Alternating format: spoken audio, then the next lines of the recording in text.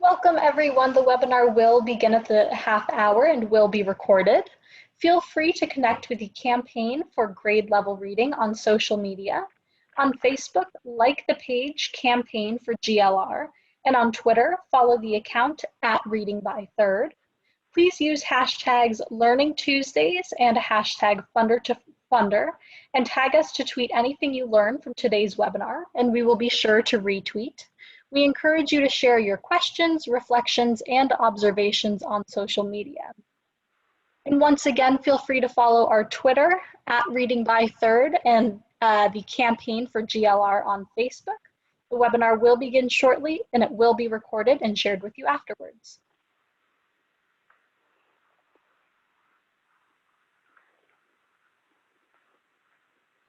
Okay, once again, welcome to today's webinar. My name is Sierra Sanchez, and I will be behind the scenes helping to produce this webinar. I have just a few housekeeping details before we get started. First, we would love for you to introduce yourself, so please use the chat box at the bottom of the screen to share your name, city or state, and your organization. Be sure to select panelists and attendees so that we all know who is here. All attendees are in listen-only mode, but we encourage your engagement by posting questions in the Q&A box. We will dedicate about the last 20 to 30 minutes to respond to the questions you post during the discussion. And this webinar is being recorded, and a link to the recording will be emailed on Friday to all who registered. And we are also live streaming this session to Facebook. Lastly, we will be posting a brief on-screen evaluation during Q&A, and highly encourage you to respond. This just helps us with our continuous commitment to continuous improvement at the Campaign for Grade Level Reading. Lastly, before we start, I would just like to call your attention to our upcoming GLR Learning Tuesdays webinars, including sessions in our regular 3 p.m. Eastern time slot, and an additional special session in this earlier 12:30 time slot. Later today and into October, we will continue exploring strategies for slowing, stopping, and reversing learning loss during COVID-19, hearing from school superintendents this afternoon and early learning educators next week, and sessions examining the potential of shared services in Univision on October 13th. In the chat box, you can find additional information and registration links for these upcoming learning opportunities. And joining you now is Sarah Torian, a consultant with the Campaign for Grade Level Reading. Thank you and enjoy the webinar. Thank you, Sierra, and welcome everyone. Thank you for joining us for today's GLR Learning Tuesdays webinar, a funder-to-funder conversation entitled Philanthropy Stepping Up to Ensure Access to Online Learning, an Opportunity to Address Learning Loss. This session continues our focus on learning loss recovery with a specific focus on digital inequities and the impact that they have both on learning loss and opportunities to support recovery. Since COVID-19 forced schools across the country to close their doors and shift to online learning last spring, and with many schools remaining in either virtual or hybrid approaches this fall, the campaign has now hosted 3 webinars focused on digital inequities. In May, we hosted a webinar that examined the scope, extent, and dimensions of digital inequities across the United States. And then in August, we returned to that conversation, lifting up scalable solutions that can be applied at the local level. Things like community broadband, municipal networks, and community-wide free Wi-Fi. Earlier this month, we examined the state role in helping to close the distance learning divide, including assessments to understand the extent of the divide in a particular state and progress towards closing it, procurement of devices and solutions, and utilization of funding through the CARES Act and other sources. In case you missed any of those information-packed sessions, I've posted links to them in the chat box, and we'll include those links in a follow-up email that will go out to all who registered for today's conversation later on this week. So today's webinar will build on those earlier sessions, focusing on the roles that funders in particular can play in addressing the digital divide. It will also restart the Funder to Funder Conversations, a special series of webinars that we launched last July. This series of funder-focused conversations is designed to support peer learning and increase collaboration between and among the funders in the GLR network. So we're so glad that all of you could join with us for that today. So some of the research that we shared in those previous webinars I referenced just a second ago revealed that more than 15 million students across the country lack access, including significant numbers in every single state across the country and extending into rural, urban, and suburban communities alike. So the digital divide really represents an all-hands-on-deck nationwide challenge, and we know that funders can and are playing a variety of roles in responding to it. Many of you are stepping up and finding innovative ways to address the challenge in your local communities. You are partnering with school districts, city leaders, local businesses, and community-based organizations. You're providing funding to cover the cost of purchasing devices and paying for connectivity, and you're keeping families informed about the resources that are available to them. Today's panelists offer powerful examples of the variety of ways which funders can and are responding to this crisis. So I'm incredibly delighted and honored to welcome them into the conversation now. First of all, we have Bonnie Gettys. Bonnie is the founding president of the Berry Community Foundation in Michigan, where her leadership has helped grow the foundation from an initial investment of $350,000 to more than $45 million. So welcome, Bonnie. We also have Julia Quinn joining us. Julia serves as the Deputy Director of Philanthropy at Citadel, where she works with Citadel founder and CEO Ken Griffin on his personal philanthropy and also on the investment firm's engagement in the communities where Citadel employees live and work. So welcome, Julia. Also joining us today is Dr. Elliot Weinbaum, who serves as the Program Director of Great Learning at the Williamson Foundation, where his work focuses on improving educational opportunities and outcomes for students in Philadelphia by improving teaching and learning from early childhood through high school. So welcome, Elliot. Also joining us today is Dr. Orrin, who serves as the Director of College and Career Success at United Way of Delaware, where he works statewide to build the capacity of schools and school districts to engage the broader education community to advance student success and support social emotional learning. Welcome, Orrin. And then finally, last but not least, pleased to welcome and introduce Michael Williamson, who serves as the President and CEO of the United Way of Southeast Louisiana, which works in 7 parishes, including New Orleans and the surrounding communities. Now, these are just incredibly brief highlights about each of our panelists. So I would encourage you to learn more about the great work that they have done and are continuing to do by checking out their full bios, which I've posted a link to in the chat box. But so welcome to you all. Thank you for joining us today. We really appreciate you taking the time to share what you are doing and, more importantly, what you are learning about efforts to address the digital divide.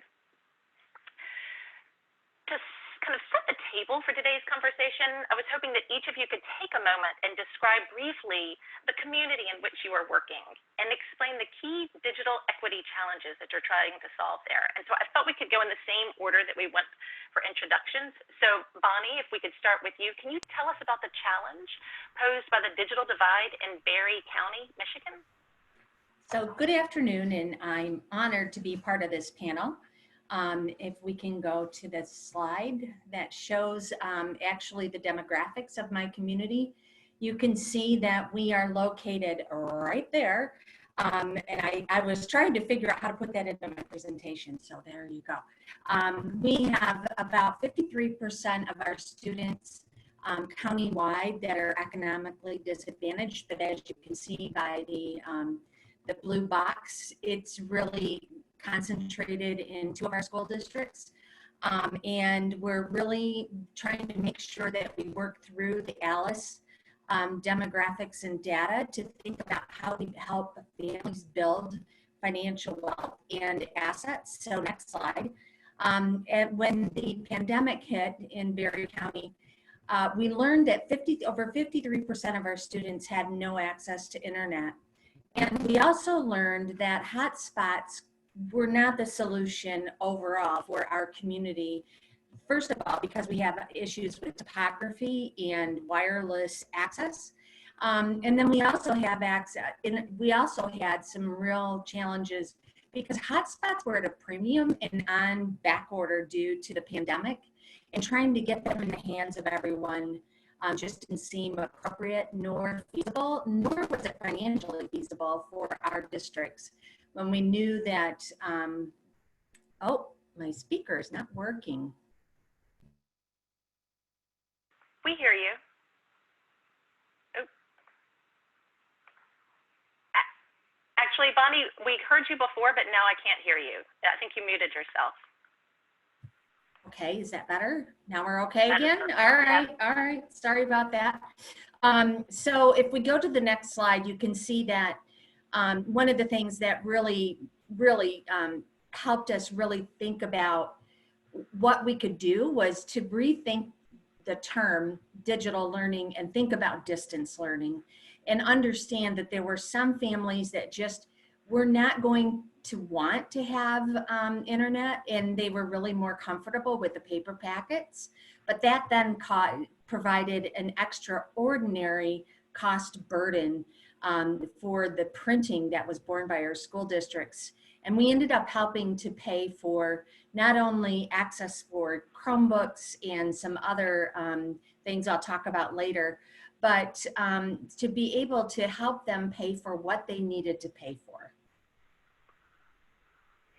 Thank you for that introduction and overview. Turning to you now, Julia Quinn, what is the scope of the Digital Equity Challenge in Chicago? Yeah, thank you, and good afternoon, everyone. So pleased to be here with you, and very much looking forward to sharing what we've learned here in Chicago and learning from the work being done in all of these other places. So starting back in, I would say, February and March, as the partners of Citadel and Citadel Securities, which we are headquartered in Chicago, we're trying to think about how we could best support our community here in Chicago, and talking with leadership in the city and the Chicago Public Schools. We were hearing over and over again from partners and frontline practitioners that the challenge of connectivity in homes in Chicago was enormous, and was not at all new in the context of COVID-19, but was kind of with the transition to remote learning, as in so many other places, the challenges that existed previously were kind of further exacerbated and really highlighting huge need across the city. And at that time, a local nonprofit called Kids First Chicago, which is really a parent advocacy organization, was talking to families across the city and pulling data from US Census data to try to really wrap their heads around the scope of the problem. And what we found, and what our partners at Kids First found, was that over 100,000 kids in Chicago had no at-home connectivity, between 100 and 115,000 kids, which came out to about 1 in 5 children across about 60,000 households. So it was an enormous challenge for the city. Next slide, and one that was not equally distributed across the city. Our greatest challenges were on the south and west sides of Chicago, with neighborhoods and community areas with up to 1 in 3 kids not connected at home. And so we kind of came together with partners, which we'll talk about a little bit later on, to figure out a sustainable way to address this in the immediate term, and hopefully change the city for the long term. Wonderful, thank you for that, Julia. So Elliot, Weinbaum, what can you tell us about what the digital divide looks like in Philadelphia? Sure, so thanks very much, Sarah. Similar to what Julia was saying, if we could go to the next slide there. Philadelphia also has long wrestled with the digital divide. I like to say that COVID may have caused some new challenges, but what it really did was expose a lot of long existing challenges.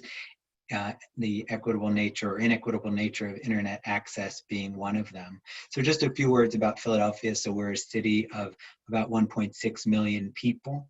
We have 260,000 students in kindergarten through 12th grade across district, charter, and private schools. And about 37% of those children live below the poverty line. So that's not free and reduced lunch, but that's the actual federal poverty line. So a significant poverty challenge, particularly for children in Philadelphia. And the city estimates that about 32,000 households lack internet connectivity, or did at the outset of this effort. Probably somewhere between 10 and 20% of households in the city. In addition, there are 7,000 or a little more than that students experiencing homelessness. So the uncertain nature of their housing situation obviously also causes challenge for stable internet connectivity.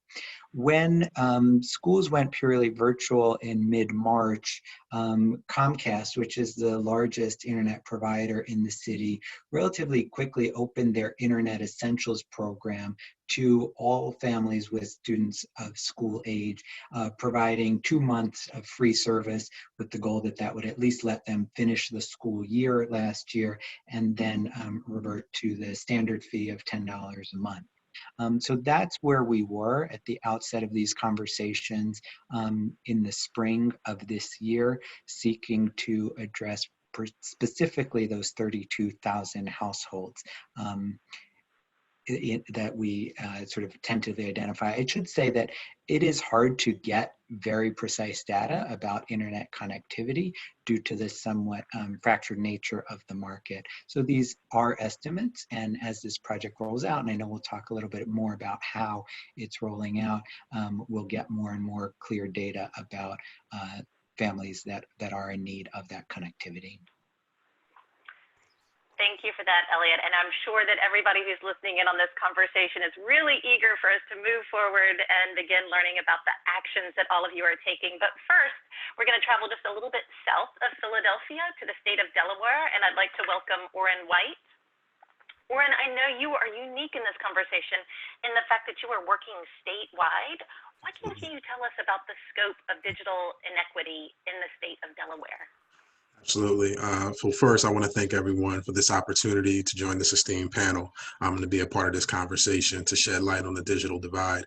I'd like to echo the comments that just came from Elliot in the sense that COVID-19, while it did present its challenges, we absolutely feel the same, that it highlighted inequities that have already existed.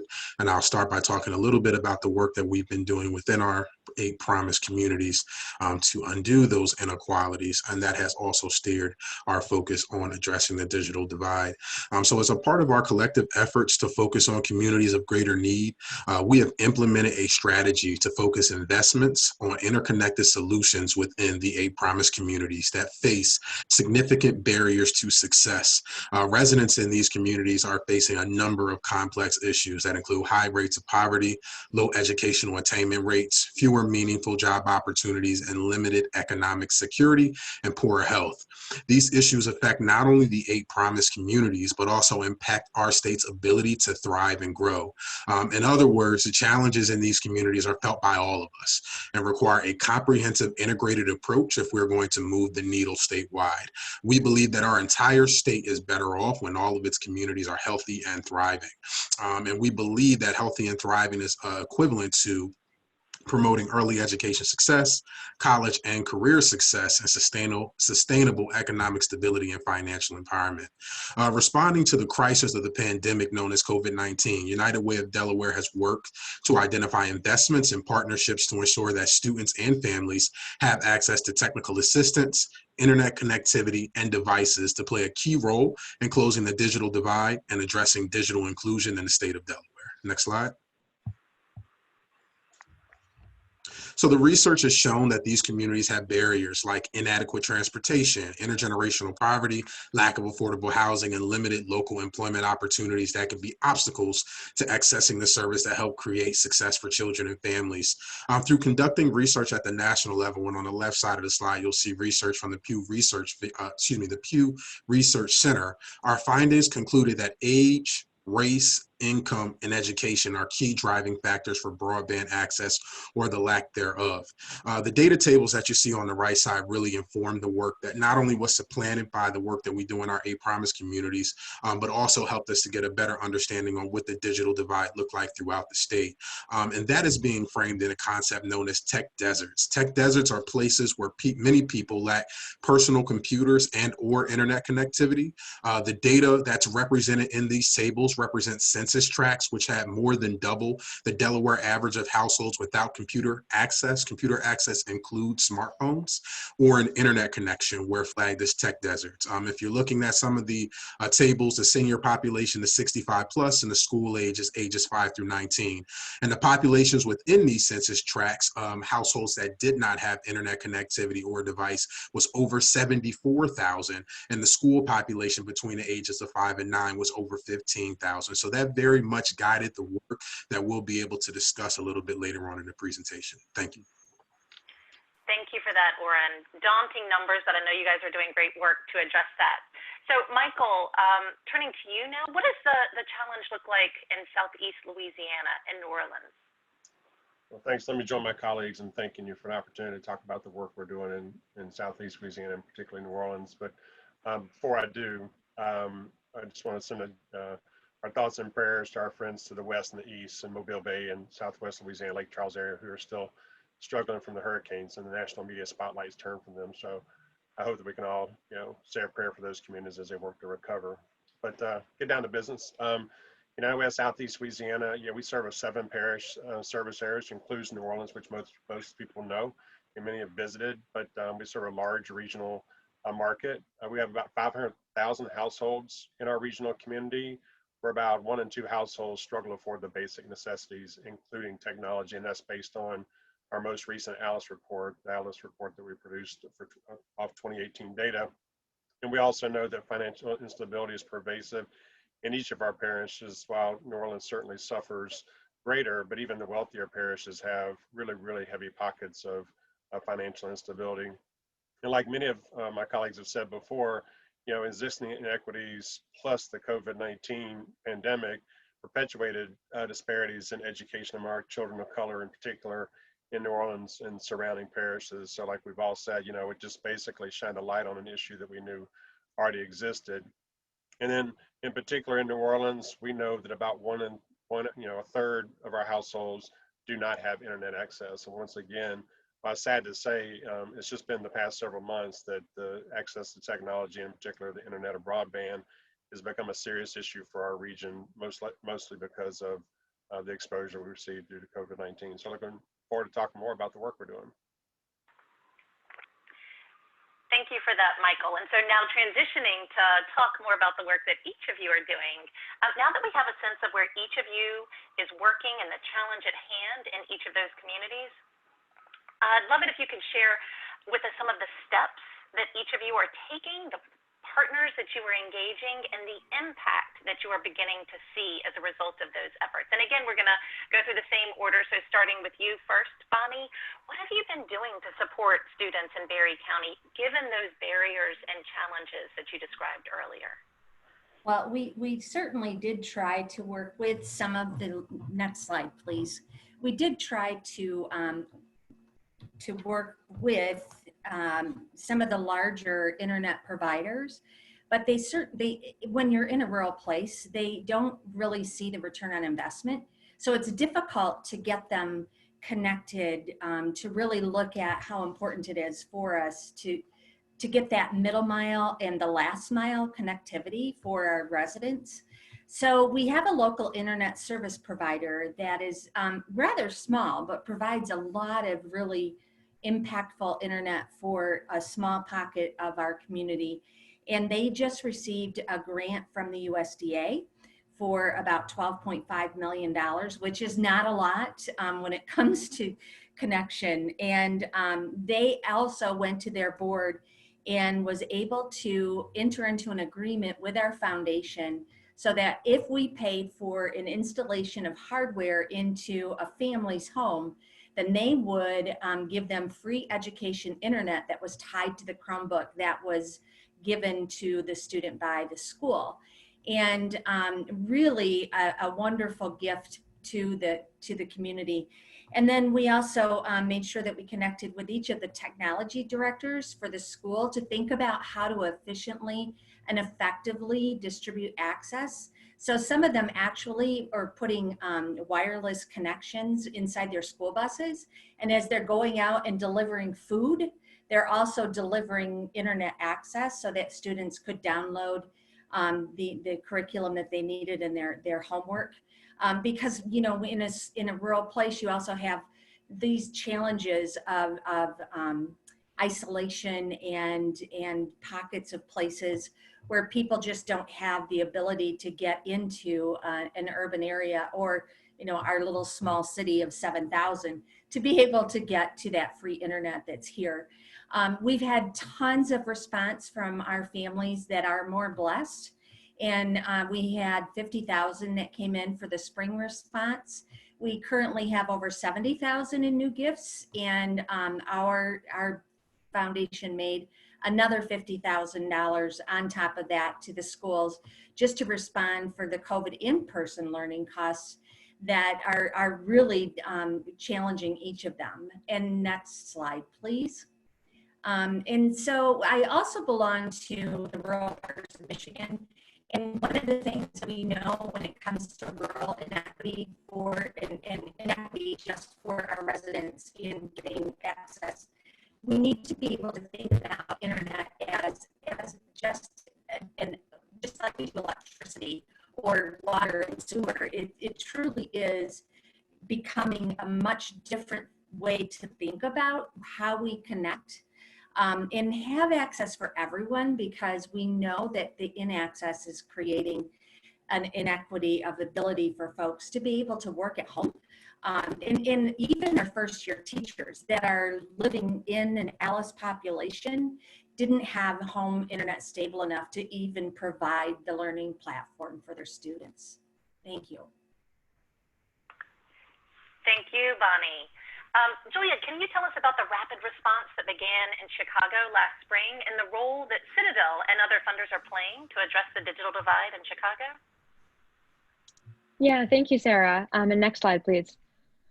So armed with the data from Kids First Chicago and from internet service providers in the city, Ken Griffin and Citadel, we were able to work with our partners in City Hall, at the Chicago Public Schools, and with the philanthropic community here in Chicago to craft a plan that would be sustainable over the long term and bring free at-home broadband to up to 60,000 households over the course of 4 years. Next slide, please. And as Bonnie was just saying, as we learned more about this issue in Dothan, we really it became so clear that, especially in light of COVID-19, but as so many have already said, also just in the time that we're living in right now, broadband really is essential, or internet access and connectivity. It really is essential for being able to engage in school, to address things like the homework gap, and to be able to engage with telehealth and other kind of government services. So we went into this with a vision of starting with those young people and students who needed access for remote learning, but with a broader vision in partnership with the city of working towards what it could look like for a city to have broadband for all. And we partnered with the philanthropic community locally, understanding the very challenging budgets that all cities and states are facing right now, to provide philanthropic bridge funding for the first 2 years of this initiative, alongside some dedicated CARES funding from the city of Chicago.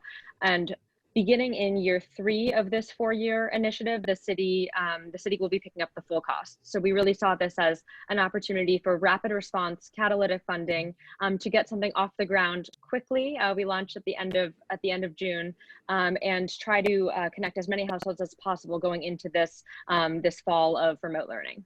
Next slide, please.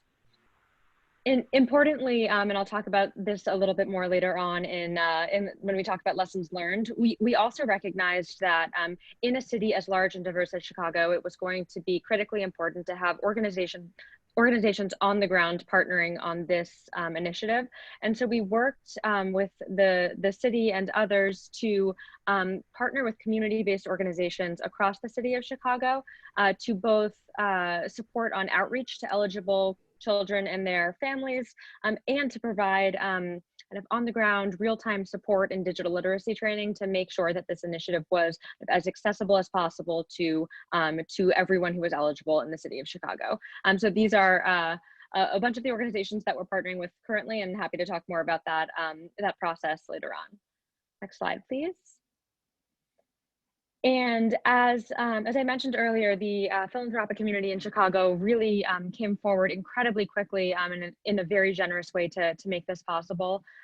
With philanthropic funding of about between $20 and $25 million for the first 2 years, we partnered with others like Crown Family Philanthropies, the Joyce Foundation, former President and First Lady Barack and Michelle Obama, and others to make this happen. Working with United Way, I know I saw many United Way folks on the chat, as well as I say our colleague on the panel as well. Working with United Way as the fiscal agent to work directly with the internet service providers. In our case, it was Comcast, RCN, and then AT&T providing hotspots to those students in temporary living situations for whom those made the most sense. And also partnering with all of these community-based organizations to make sure that they have the resources that they need to be able to kind of support on outreach and engagement with families. Thank you for that, Julia. So Elliot, I know PHL Connected is another incredibly rapid response, quickly organized effort. Can you tell us a little bit about the steps that Williamson Foundation and the other funders in the Philadelphia community are taking to ensure access to online learning for students there? Sure, and it's appropriate that I follow Julia in this presentation because we learned a lot from our colleagues and friends out in Chicago, as you'll see reflected in this description, and followed their effort by about 6 weeks, I guess, but we went online after they did. And as I say, drew many lessons from their experience. So PHL Connected is the city's response to provide families in Philadelphia, or to make sure that families in Philadelphia have access to a reliable high-speed internet connection for remote learning. It is initially open to all families in Philadelphia who have a student in kindergarten through 12th grade who either have no broadband at home, or are only accessing the internet through a mobile phone, or as I mentioned before, are experiencing homelessness or housing insecurity. And this is where we're starting, right? We definitely view this as a family service. It is felt most urgent to make sure that students can get connected, but eligibility will be expanding. I should note that already for children in pre-K whose programs have not reopened for in-person learning, there is the option to be connected as well. So already beginning to build down to some of the families with younger children. Can we go to the next slide? And as you heard in Chicago, it's a similar set of solutions. So Comcast, whose global headquarters are here in Philadelphia, will be providing the wired internet for households without access, hotspots for families with some level of housing insecurity. Will be getting hotspots from T-Mobile. Schools are supplying the learning devices, whether they're Chromebooks or laptops, because each of the different local education agencies have different preferences around that technology, and the vast majority of them had already supplied students when schools went virtual last spring. So the School District of Philadelphia, 72, the vast majority of our charter schools, as well as the independent mission schools, which is a set of Catholic schools in the community, had already provided those laptops or other devices, and are continuing to do that. The 211 hotline is United Way's contribution to this effort, so that all families in Philadelphia who don't have connectivity just have that number to call and to begin the process of getting connected. And finally, both the city and community organizations are helping with digital navigation that includes supports on how to get enrolled, how to connect your devices, to provide exposure to some basic digital learning tools that your school may be using, and beyond the school-age child, to begin to provide families with information about where they might get employment or health or adult education resources online as well at this time. Next slide, please. So in total, it does, as Julia mentioned, require significant outreach to find the families that do not yet have connectivity and help them get connected. So the city is using a number of strategies, including both paid and earned media, advertisements in community papers, radio stations, etc., as well as op-eds and articles and things like that. Schools are a key outreach mechanism. Principals at each of the schools, district staff are doing direct outreach to families who may not have been attending virtually to date, contacting them through other means, telephone calls, personal visits where necessary, to see if the obstacle is internet connectivity. So they're a key partner in this. Getting the word out through families and communities, using funders to do that. I'll talk more about that later. A number of community-based organizations and other networks across the city have been fully briefed on this. The city continues to do outreach to those organizations to let them know about this opportunity. And finally, city networks. So all of the departments, the services, rec centers, even the police department, libraries, to the extent that some of them are beginning to reopen, are all making sure that our residents, friends, and neighbors are aware of this effort. So that's a bit about the effort itself. If we could go to the next slide. All of this has gotten underway with a 2-year effort initially, requiring an investment of about $17 million, funded by the groups you see there. I want to note that Comcast really made a leadership gift to this effort to ensure that residents, as I say, of its headquarters city, are connected for the next 2 years. So families will not have to worry about bills or costs related to internet connectivity, at least for the next 2 years. Like Chicago, we are working on a plan to extend this in a sustainable fashion, being more heavily dependent on public funding and less on private funding. Next slide, please. And just a word about why this was the right solution for Philadelphia, recognizing that each community needs to find its own path forward. It was indeed tiered outreach, as I mentioned, beginning with students who didn't have internet connectivity, but really seeking to make sure that all families in Philadelphia, regardless of age, have the ability to connect to the internet at no charge if need be. It accommodates a variety of devices. As I mentioned, each of the different school providers have preferred devices that they have been using already and wanted to continue using, given that they've adapted their instruction to that device. It's a household solution, so there's no limitations on the internet. It can be used by all individuals in the household so that students get the learning they need, but adults also have access to resources that they need. It includes both wired and hotspot devices to make sure that the approximately 9,000 or so families who are both homeless and housing insecure can be connected in a stable fashion. The bulk purchase that the city undertook to make all of this possible kept costs down and ensured uniform set of services that could be supported by those digital navigators, and then the involvement of community-based organizations to do both the outreach to make sure that families are aware of the resources available to them, but also have the support they need to make most effective use of those resources. And finally, on the next slide, just to give you some sense of the progress to date, as I mentioned, happened at the beginning of August. About 2,500 people or households have called into the 211 line to get connected. 6,700 families that were using Internet Essentials during that 2-month free period that Comcast generously made available early on have now transitioned to a much more stable 2-year free service through the PHL Connected program.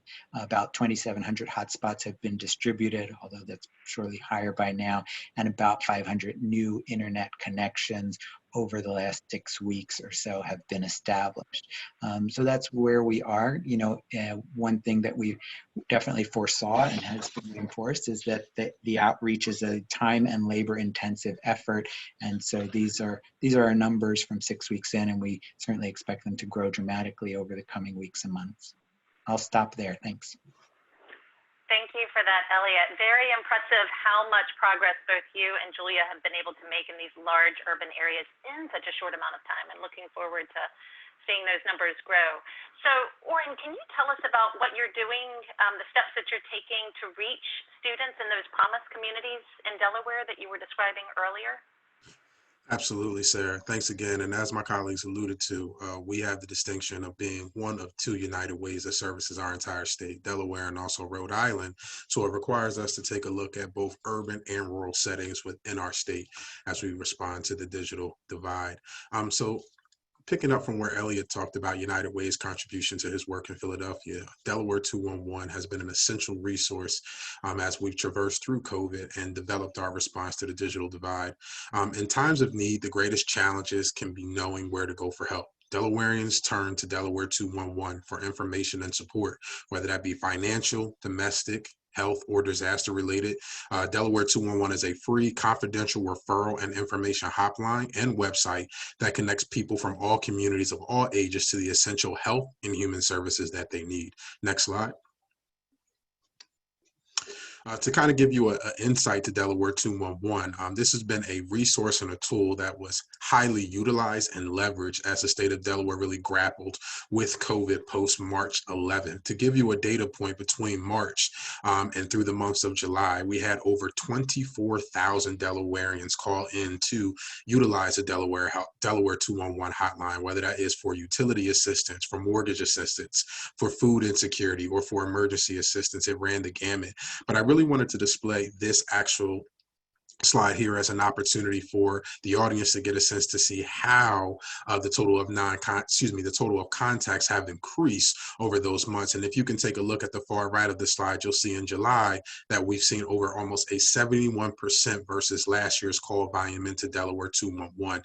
With knowing the great impact that has been recognized not only at the local level but at the state level of Delaware 211, we strategically designed an opportunity to leverage the idiosyncratic trust that Delaware 211 has with the Delaware community to start to understand and pivot towards our digital response to ensuring that all students and families have access to the devices, the internet access, but most importantly, the technical assistance that they need. Next slide. So Delaware 211 Press 4 was created. As I said, Delaware 211 has been at the forefront for Delawareans through the pandemic. It was created as a response and launched on July 14, 2020 as a resource to help kids and parents to succeed. And really what we are doing is connecting youth and their families to solutions to really understand and identify their needs. As we said, the inequalities have always existed, and COVID-19 just shed a very bright light on them. But as we know, that many of our kids, Black and brown specifically, and families and communities were negatively impacted by the pandemic. And therefore, we developed the Delaware 211 Press 4 for Student Help and More hotline to simply be an assistance.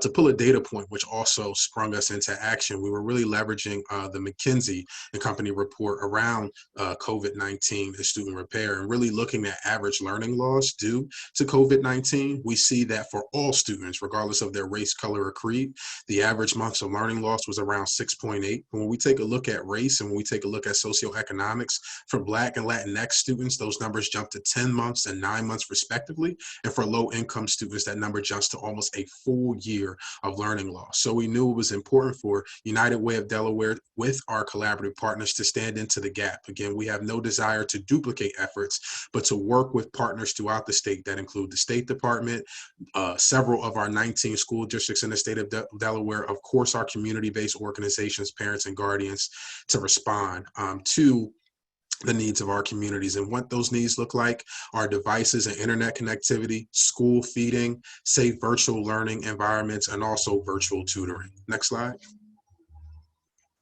So how does this work? So again, we have a robust team of Delaware 211 representatives who receive calls. Delawareans make those calls into Delaware 211. They press 4, and then that call is transferred to an army of individuals at United Way of Delaware that are responding to these needs and making the right connections within our state. And that's what that warm transfer is. We believe wholeheartedly in that it's about ensuring that we are meeting the expectations and we're being as efficient and effective in meeting the needs of our community members by providing them with the access to what they need, whether that be in devices, internet access, or for us, which has been one of the major asks from Delawareans, has been technical assistance as well as virtual tutoring. Next slide. And if you click it a few more times, it'll pull up everything. So if we could just get to the number 5 on the slide, that'd be great.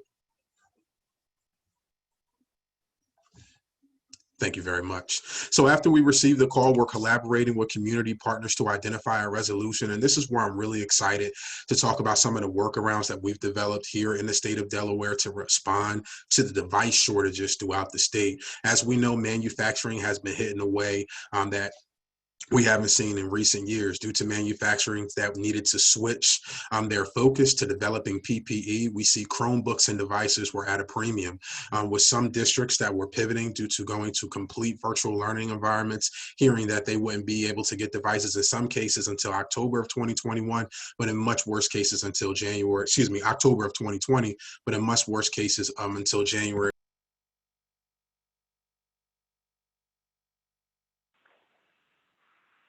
Orrin, I believe you went on mute. Can you unmute yourself? Sorry. Okay, so I'll start right there. So we've been pleased to collaborate with community partners to identify resolutions. I spoke a little bit about manufacturing and how it has been impacted by COVID-19 and the fact that many manufacturers have pivoted to developing PPE, which has slowed down the production of important tools like laptops and Chromebooks, to be specific. We've been working with a minority-owned and a locally owned outfit known as Nerded Now, and what they have been doing is providing feedback in 2 ways: by giving back to the community in the form of technology access, device access, and also repairs, and also donating computers over the years to community centers and nonprofits and underserved neighborhoods. We've been able to work around in that they aren't utilizing new devices. What they are doing under the leadership of their director, Marquivas Gideon, is they're getting devices that may be temporarily damaged or cosmetically impaired. They're able to make those repairs to devices in a span of about 2 to 3 weeks.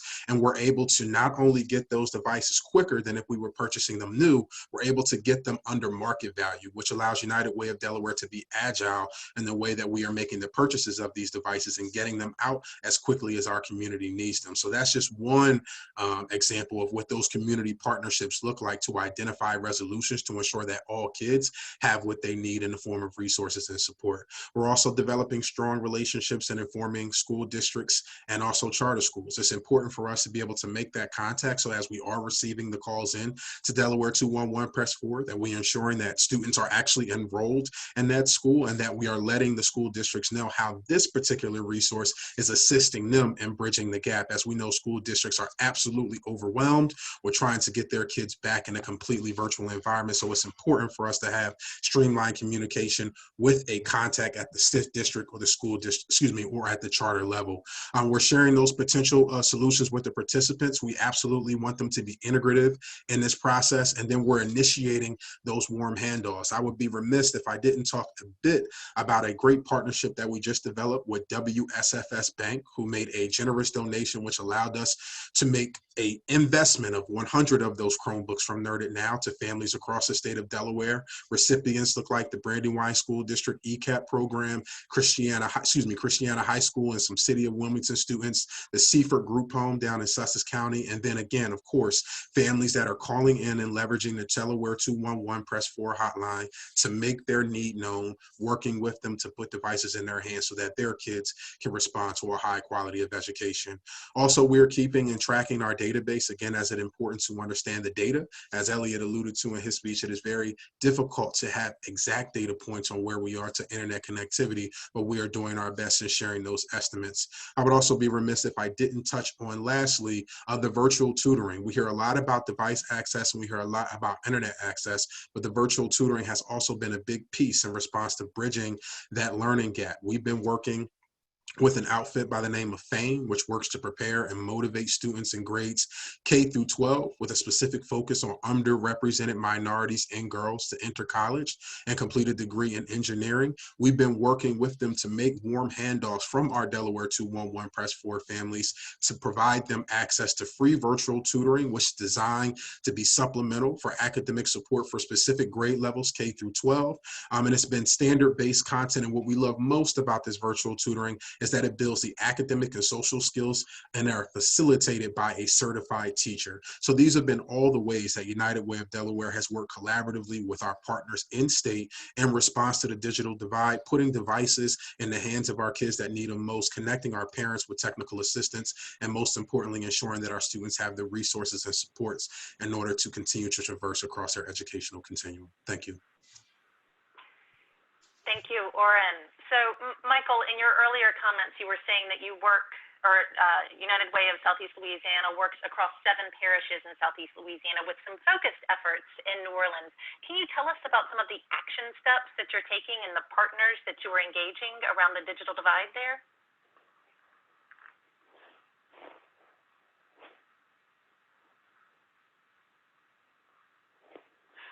Oops, and you're still on mute. I'm sorry. Sorry, thought I hit that. There you go. All right, sorry about that. But as you heard from all of our colleagues, we know the issue, the access to the tools and technology to be able to, get out on the web and access learning materials, et cetera, is just at a premium. And so what we're faced with in New Orleans is, in response to COVID-19, resources were terribly strained. But we were fortunate that we're one of 6 communities selected by BET, Black Entertainment Television, as a part of a Saving Ourselves global fundraiser, I might say, to raise resources for communities that were largely African American. And so Orleans Parish in Southeast Louisiana is predominantly African American. And so we used a portion of those resources and worked with existing partners already to address the digital divide. And so we've cited a couple of those examples. And when we wrap up, I'll say kind of just my thoughts around that. But UNCF around providing access to laptops, tablets, access to broadband, et cetera, for our UNCF member school students. This has been a partnership we've had for a long, long time, so it made it easy for us to pivot very, very fast to meet these needs. And I can't say that we already have telecom partners out there that are delivering these services, but in many cases, just having access to the tools and the ways they connect was like the larger issue. And then New Orleans Public Schools and New Schools for New Orleans, which is a charter membership organization. We work with them as a partner to provide student access to Chromebooks and Wi-Fi hotspots to make sure that students had connectivity at home. Now, unfortunately, there are a lot of dead spots around New Orleans, but once again, having those tools and technology was at a premium. But once again, having these partners, boots on the ground that already had the relationships and access to the community made it very easy for us to take resources and target them and to address the need. So I was digging a little more. You go to the next slide. And so I mentioned our longstanding partners over at UNCF. We partner with them at local universities, Dillard and Xavier universities, to meet the needs of their students outside of technology access, largely doing scholarship work, et cetera. But this also allowed it, the saving ourselves benefit allowed us to immediately pump resources into that partnership, provide those critical technology solutions and the devices and access to these learners, especially remote learners. If you go to the next slide. And so New Orleans Public Schools and New Schools for New Orleans, we actually were able to use our resources really, really quickly to purchase 10,000 Chromebooks and 5,000 hotspots because the access was there. We just needed the devices. But we also, as a part of this, and I think this is going to trigger, if you will, what our next response might be, is that we identified another 3,000 hotspot needs for our families in Orleans Parish, which comes at a cost of over $700,000. Now, the upside of that is we know what it costs. And so now we can target our resource development, our fundraising efforts to try to close that gap. And we worked in partnership with our colleagues on the development of the New Orleans Technology Access Fund to address this coming from a longer term standpoint and help students have a smooth transition back into in-person learning. If you go to the next slide. And so everybody loves a good story, a good success story. So we reached out to our partners and just tell us what you're hearing, because oftentimes we get caught up in data and acronyms and the way we talk about the work, but ultimately, at the end of the day, at United Way of Southeast Louisiana, we like to say we help people. So we asked our partners, just give us examples of like families that we've helped. So you see our twin second graders from Phyllis Wheatley Community School, who basically, when they got the device, were like, is this for me? And so I think what, for our United Way, what it boils down to is that's what the work is about. It's about putting the tools in the hands of our youngest learners, especially to make sure they have a fair chance at educational opportunity. And so we wanted to share the story of Layla and Jamelia as just one example of thousands that have been created in response to COVID-19. And my hope is that we can build on this work, although we might be a little bit late coming to the game. I'm hopeful that we can accelerate our efforts and help address this digital divide. I'll share a little more about those thoughts when we close. Thank you for that, Michael. It's always nice to be reminded of the actual people and the faces and the children that are behind the numbers that each of you are sharing. So I know that each of you are in different stages of your response to this challenge. I mean, it's amazing to hear all that you've done, recognizing that we're just 6 months in to the COVID shutdowns and everything that's been happening as everyone's been scrambling. So much progress has been made. And so given your experience to date, recognizing that you've got ambitious plans moving forward, and a lot of this is really just rolling out, what 2 to 3 points of advice would you offer to those other funders and other community partners who are joining in today and who are either beginning to take action, taking action, or trying to figure out what it is that they can do to address the digital divide in their community? And again, we'll start with you first, Bonnie, if that's okay. So I just wanted to let you know I did try to call in, but it kept me as muted as a participant. So hopefully I'm not as sketchy with my voice as I was before. But one of the things we learned is we really felt like every family that didn't have internet really wanted it. And I think that's a poor assumption on our part. They don't necessarily want it. They don't trust it. They think that Big Brother's listening, and there's lots of different things that cause them to not want the internet. Families without the internet access did not want to have to travel into a place to download information. They just wanted paper packets so they could go once, pick it up for all of their children, and go home.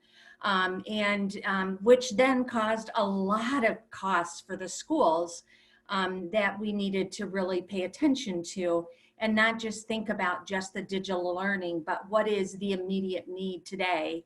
And then how do we address down the road truly the inequities that occur for many of our families and our communities?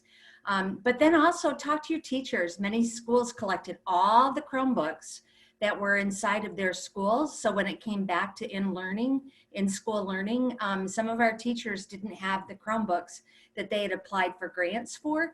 And so we needed to help them get Chromebooks back into their classrooms. So there was some inequity there too, with what occurred with our teachers. But, you know, right now, I think that truly, whatever we can do to support our schools, to support learning, whether it's in person, digitally, whatever it may be, and to think about how long-term we choose to do some advocacy work to continue to look at what the true sustainable solutions are. Great points. The importance of listening to the folks that you want to serve, the schools and the families, and hearing from them, and then figuring out a long-range strategy for this. What about you, Julia? What advice or takeaways would you share with folks on the call who are thinking about this challenge in their communities? Yeah, thank you, Sarah. I think one thing that's been a consistent theme across everyone who's spoken today, for us really was the power of a public-private partnership to get something off the ground quickly and to leverage the best available data, understanding that it is going to be an estimate, but getting some sense for the scope of the problem really for us served as a call to action for the funding community in Chicago, and for the city to step up in a big way to commit to sustaining the program after year 2 with public dollars. And I saw one question in the chat that I'll take right now because it's relevant. What happens after year 4? It's a very good question. The goal and this kind of stated commitment of everyone involved is that this will continue after year 4 in Chicago. But given how quickly we were trying to get something up and running, we decided to start with 4 years, with the kind of full commitment of everyone involved that the city will continue to bring this forward after year 4, really as a public good for the city of Chicago over the long term. So I guess I should report back in 4 years, but that's our ambition right now. One other lesson learned for us that a few folks have touched on really, and that Bonnie just highlighted from her experience, really was how important the outreach was, and trust-based personalized outreach. We started, and our partners at the Chicago Public Schools started with leveraging some very low-cost text-based and other kind of automated email-based outreach to families, and an offer of free high-speed broadband for 4 years with no strings attached.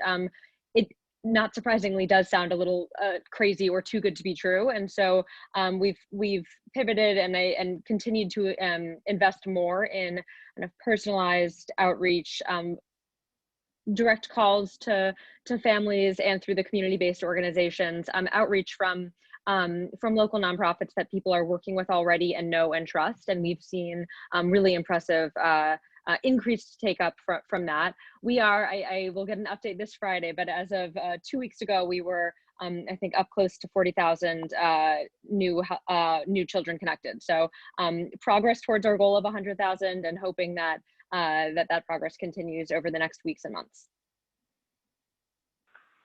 Wow, that's amazing. Thank you for that. What would you share, Elliot? What advice, takeaways would you offer to folks listening in? Yeah, I think for the funders out there, 3 lessons I would share. One is that philanthropy may need to carry the largest share of the costs at the start, right? I think often as funders, when we're looking at municipal efforts or county level or state level efforts, we're used to using our funds to fill in the gap. In this case, we definitely needed to be the lion's share. I mentioned it's a $17 million effort over the next 2 years. Around $12 million of that is from private philanthropy. And so while the city and using CARES dollars and other public funds would have been able to conduct a much more targeted effort, in order to say to the whole city that if you have a kid who's in school, you can get free internet, was going to take philanthropy to really step up and be the bulk of that. And so I think it's something to consider in other communities. 2, coordinate among yourselves, right? Every funder has different guidelines, priorities, restrictions about what they can and will or will not do. That's a lot for a city to negotiate individually. So in our case, we came to the 5 sort of largest funders in this effort came together and collectively put out the conditions that would make it possible for all of us to fund an effort, right? And we sort of hashed that out and and made all of that clear to the city who was really seeking to make this happen, rather than burden them as they were dealing with 1,000 other COVID-related crises with also having individual conversations with lots and lots of funders. And so making that clear helped speed the process along. And third is to use your relationships as funders, and of course your money, but your relationships to make this a success, right? So among the sort of biggest funders in this effort, we have one who has very close relationships, for example, with a lot of principals. So they were able to get a lot of very candid, honest, quick feedback from school principals. We have another who has close relationships with private schools, as a big funder of private schools and Catholic schools in the city. So they're able to leverage that and spread the word. Another one funds many workforce development efforts. So each of us as funders has networks that we could tap, both to get feedback about the formation and development of the project, as well as, now that the effort is underway, getting the word out there and doing some of that individualized outreach our grantees can do that Julie was referencing earlier, because of the close relationships that they have with families. And so that's helping families to see that this is an honest effort. There aren't strings attached, there aren't hidden costs for them, but it really is about, as Michael said, making it for them, so that children can get the connections that they need. Thank you for that. I'm hearing a theme with relationships and leveraging relationships and building strong relationships with families and community partners. Orrin, what advice would you offer to those who are joining us today? Absolutely. I echo the comments that we've heard from our esteemed panelists already. As we say, without money, there is no mission.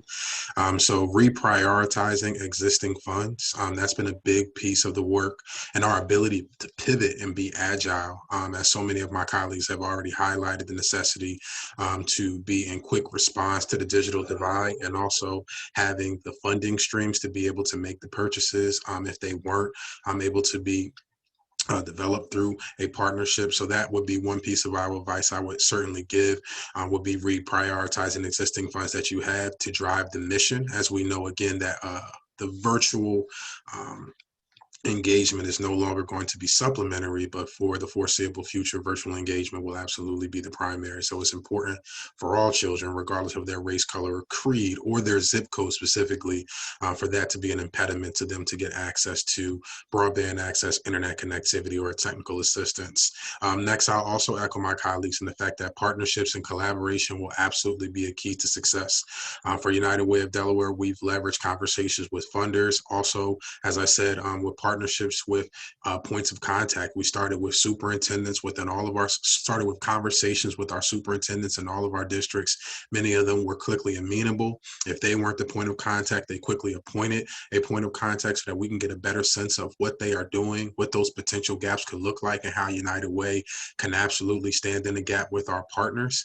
Also, it's been conversations with advocacy groups. So I would certainly just continue to highlight that partnerships and collaborations will be key to us making it through this instance when we are able to look back and say post-COVID, in order for us to be successful, but to ensure that we're leveraging that data, we're leveraging that information to consistently improve and ensure that our operations are as efficient, as effective that they can be, to ensure that we're meeting the needs of our communities.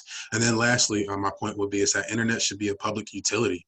And this has been a big point of emphasis for us at the United Way of Delaware. And one example that I'd like to highlight is in the same breath that we see internet as a public utility. We believe books in the homes of kids and families should be a utility as well. We've been leveraging that with our My Very Own Library program, which is supported by the Campaign for Grade Level Reading, where we are working with 14 schools, 6,000 kids, and we're putting 60,000 books in the hands of our kids absolutely free of charge, because we know that from 0 to 3rd grade, kids are learning to read, but from 3rd grade until they graduate, they're going to need to know how to read in order to continue to learn. So we feel that internet connectivity and device access should be a public utility, and we hope that that's embraced by everyone on the call, and that continues to inform the great work that's not only going on by our colleagues on the call, but for everyone that is in the audience. And again, thank you on behalf of United Way of Delaware for the opportunity to connect with you guys today. Thank you, Orrin. Turning to you now, Michael, what advice would you offer to folks who are listening in, given your experiences in the work that you're doing in New Orleans and Southeast Louisiana? No, absolutely. I think, I mean, you've heard it already. I think we're all singing from the same songbook. But I agree with Orrin that, you know, we should consider internet access as a public utility. I will say that our United Way is extremely aggressive when it comes to public policy and advocacy.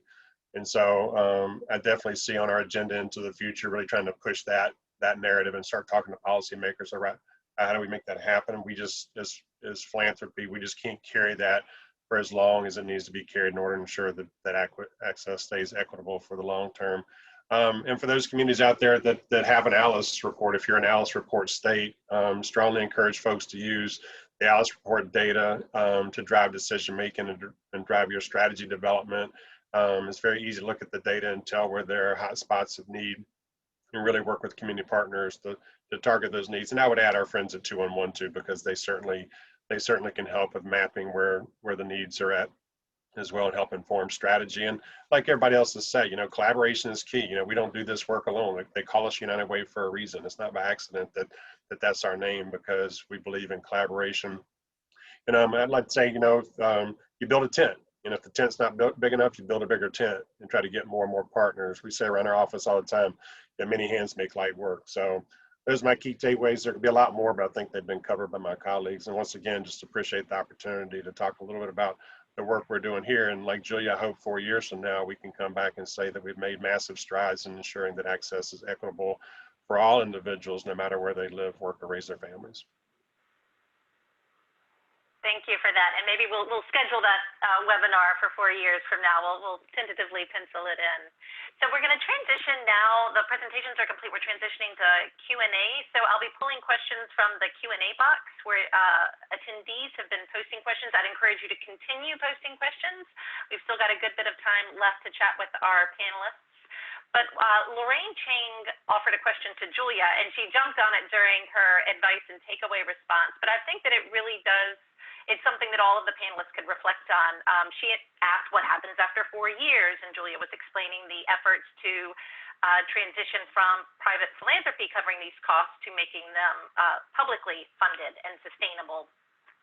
Elliot, I thought maybe you could start off by sharing a little bit. You talked about how your plan, or the plan of PHL Connected, was to transition to sustainable public funding after 2 years. Can you tell us a little bit about how you are engaging in conversation with city leaders and other public funding sources to do that? And then I thought we could open it up to the other panelists in terms of that advocacy question that I believe all of you might have mentioned in some way, in terms of advocating for internet as a public good and a right, and how to tap into secure the public funding that would make that possible. So starting with you first, if we could, Elliot, in terms of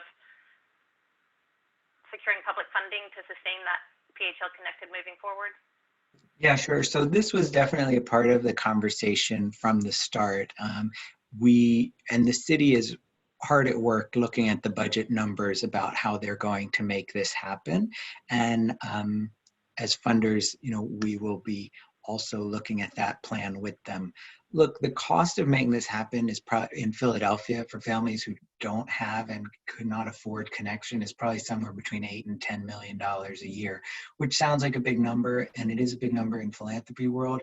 But the city of Philadelphia has a budget somewhere between $4 and $5 billion a year, and so finding $8 or $10 million each year in that $4 or $5 billion to make sure that we can promise all families have the connectivity that is really an essential of life at this point, should be something doable. So that's what they're hard at work on right now. They will be looking at all the sources of revenue and reframing how they think about internet connectivity. I know people mentioned making it a public utility. You know, I think at the beginning of this conversation, it was discussed as something like a textbook, right? It's sort of standing in for that. And that made it the school's problem. If the families didn't have, like, the textbooks are the school's problem, internet connectivity was the school's problem. But actually now we're thinking about it much more like we think about streets, right? School buses need streets, but the rest of the world needs streets too. It is an essential for our ability to communicate with one another, to get to the places we need to be in life. And thinking about internet connectivity in that vein is where we're headed. And so we will collectively have to look at the available public resources starting right now. So while philanthropy is given a 2-year runway to get there, the city is really committed to figuring out how it integrates it into its ongoing operations.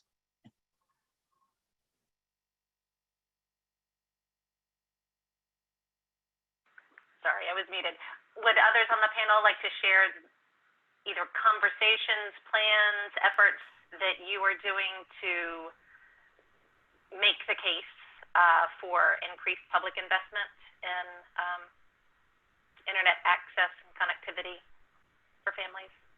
So from our perspective in Michigan, and the fact that many of our residents are in a rural place, looking at how we can collectively have a voice has become really important to us. And so we are connecting with our Michigan Economic Development Corporation, who has been charged by our governor to look at how to turn this into this utility, so that everyone has access and our families can become more and more self-sufficient and be able to do some of this, the work from home that many of them could not do, and then were put on our unemployment rolls, right? So how do we help other people?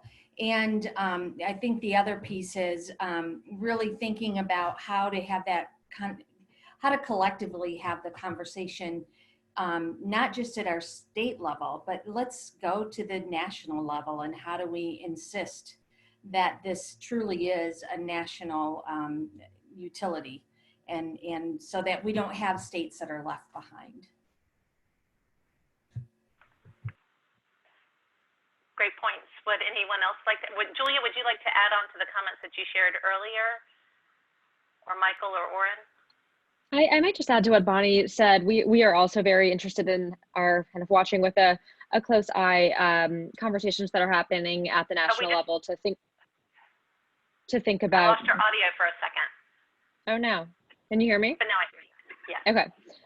We are very interested in conversations happening at the national level about what federal policy changes could look like in this space, and things like additional flexibility through E-rate or other mechanisms to create opportunities to fund this through federal resources that are going to states and districts anyway over the long term.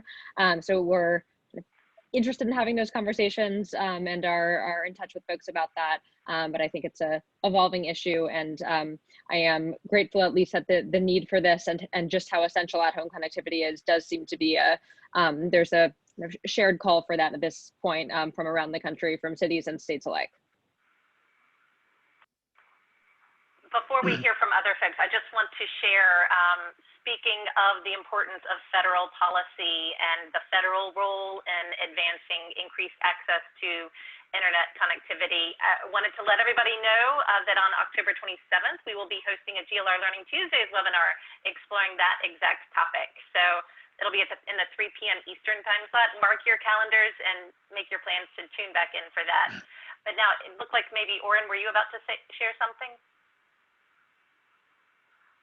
No, but I can. I think my colleagues perfectly underscored the concept of it being a utility. And I think from a United Way of Delaware perspective, we're looking at it from accessibility and then affordability. Those are two areas that we are very concerned about. And I think Michael did a great job of understating that the concepts of philanthropy can only do so much before you start to have those advocate conversations about changing policy and legislation.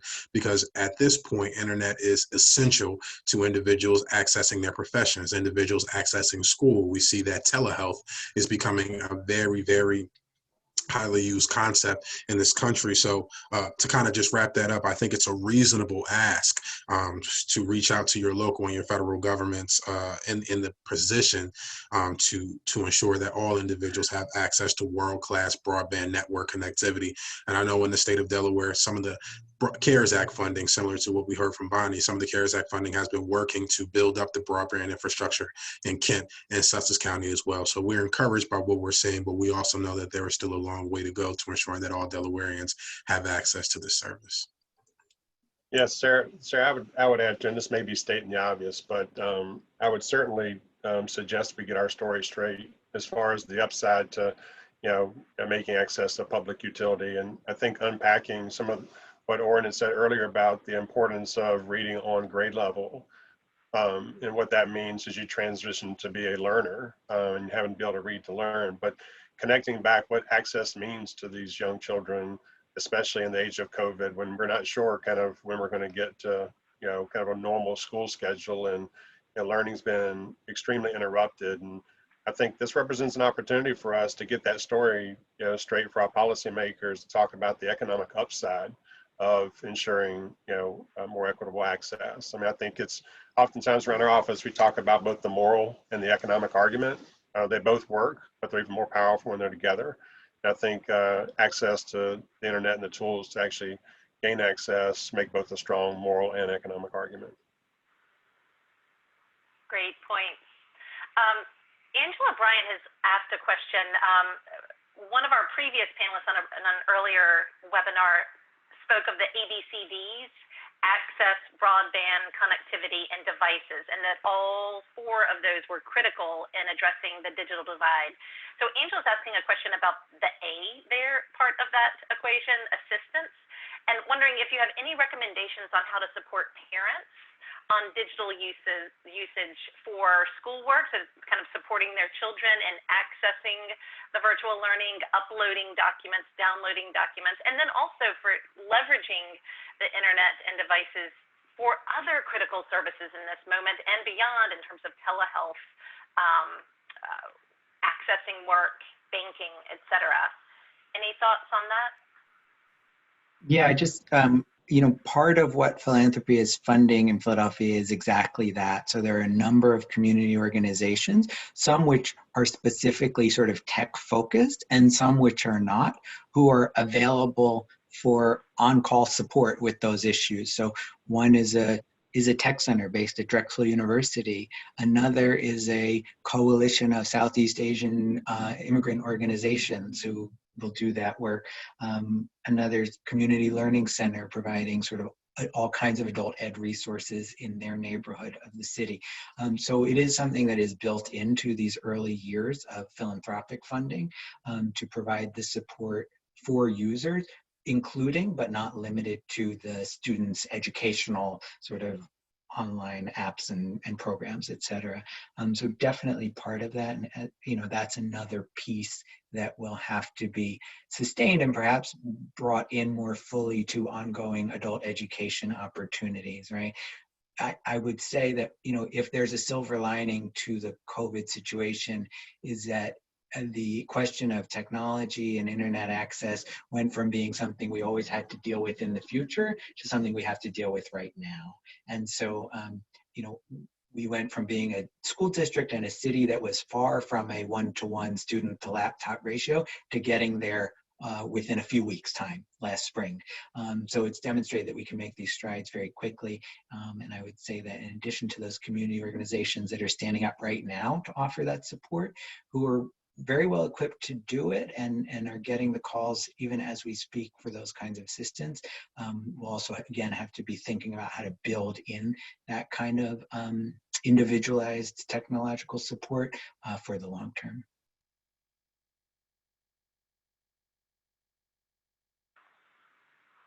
Would others like to respond to that?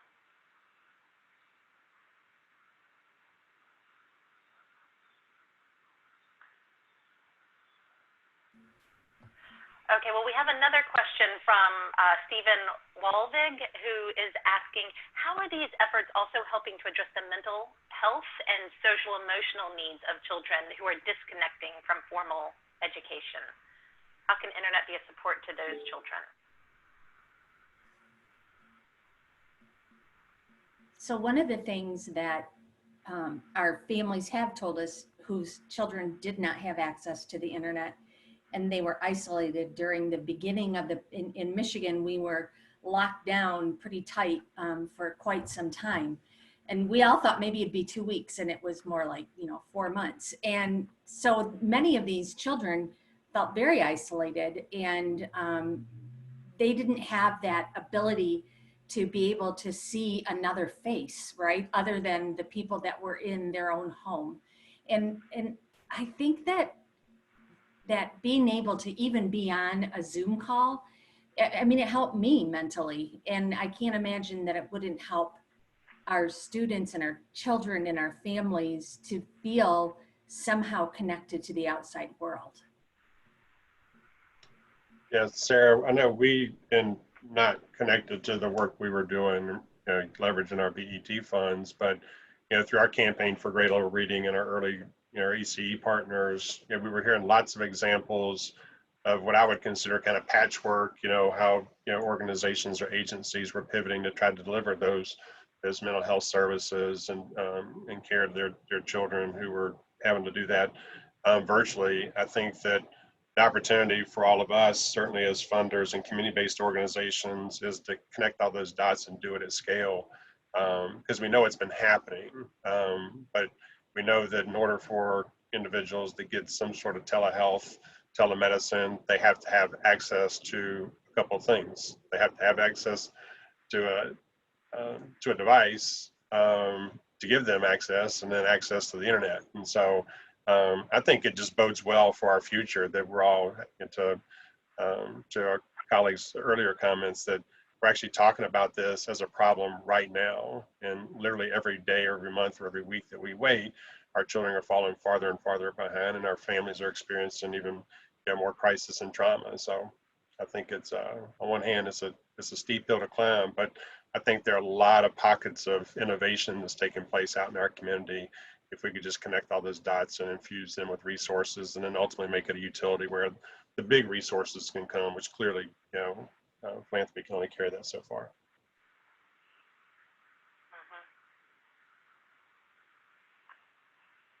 Anyone else want to weigh in on that? I'll just add, Bonnie, to your comments about the benefits of having Zoom calls. My daughter, who's 9 and was in 3rd grade last spring, I mean, they organized Zoom lunches with her friends. And I mean, that was like the excitement of Friday, was being able to see and engage and hang out with your friends when you couldn't see anybody most of the time. We have another question from Melissa Litwin, who's asking if there are any thoughts on safely using the internet as a component of this work. She hears that libraries are working on this issue. Are any of you working with either libraries or other partners that are focused on the safety side of internet access?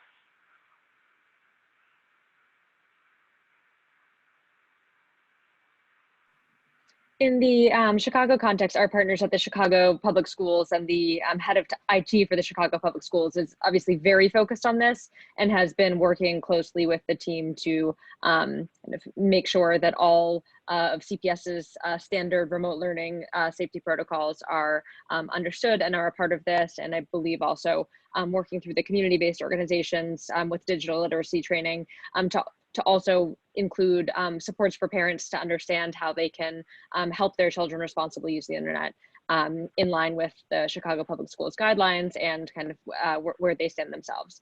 So I myself am not an expert on that at all, but it's something that our school district partners are very focused on. So the school district is taking the lead in Chicago. Is this being addressed, or any partners working around this in any of the other communities? Anybody else want to share anything in response to this?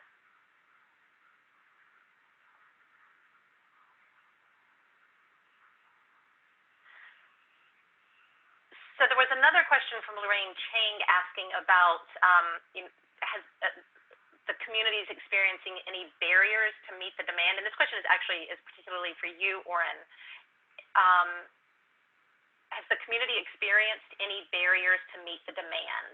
So I think this might have been in response where you were talking about the innovations to kind of get around the supply and demand issues that so many communities are facing in terms of accessing devices, and the partnership with NerdIt Now. Yeah. Can you share a little bit more about that possibly? Yeah, you're exactly right. And I think that's been the focus has been around the supply of, and I say Chromebooks because that's the device that our districts in the state has affectionately said that, meets the need for our students to be able to participate in their education. So it has been access to Chromebooks. That's been an issue in meeting the demand.